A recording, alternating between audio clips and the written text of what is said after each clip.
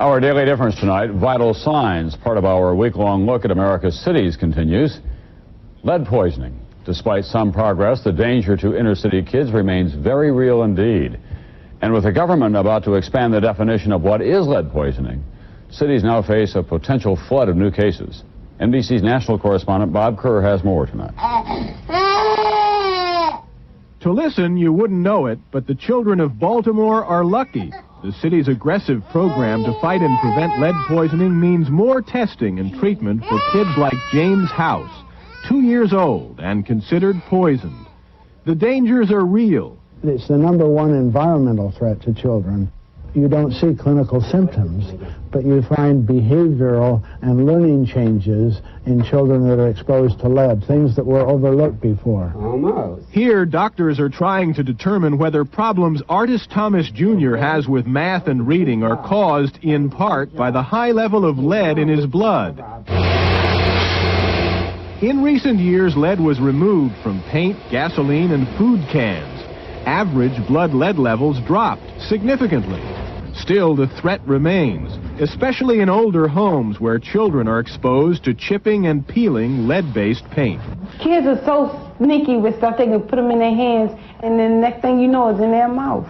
Jacqueline Whitlock and her kids were lucky enough to temporarily get into a lead-free house run by a Baltimore hospital that treats poisoned children and helps them when they have no place else to go.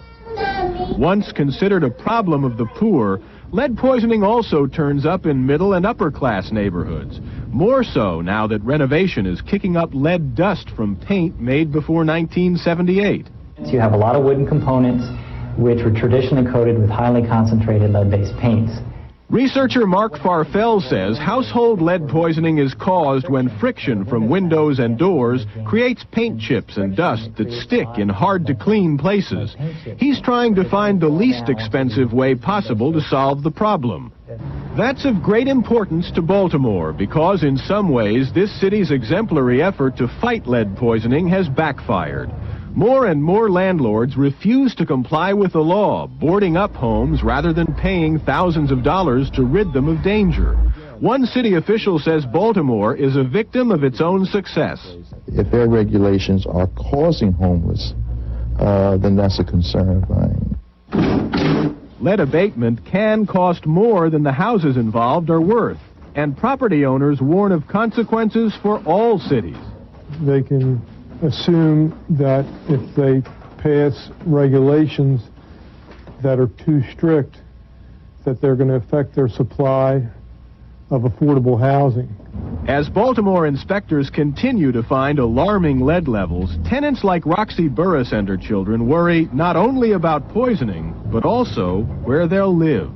I'm going to try to see if I can get the landlord to do what he's supposed to do. If not, I may have to move. If you had to move, where would you go?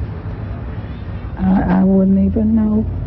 Others refuse to move even after risks are documented, or they move to houses considered even more risky. For children who do get poisoned, the good news is that a new drug is being used to treat them, an alternative to a painful series of shots.